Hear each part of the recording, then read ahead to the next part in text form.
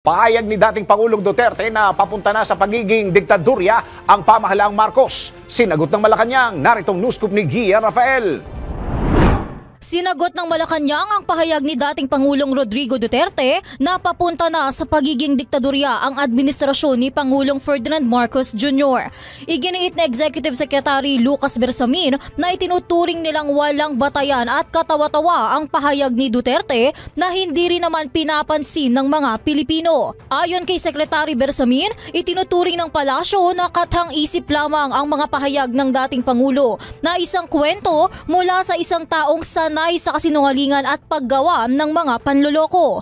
Anya, ang mga paratang ng dating presidente ay isa na namang budol mula sa one-man fake news factory o isang taong pabrika ng peking balita. Tiniyak ng kalihim na hindi babalik ang administrasyon sa mapanupil na pamamahala ng nakaraang gobyerno kung saan ipinakulong ang mga kritiko gamit ang gawa-gawang kaso at kung saan tuwang-tuwang naglalabas ng utos na pumatay na isinagawa ng walang pag-aalinlangan.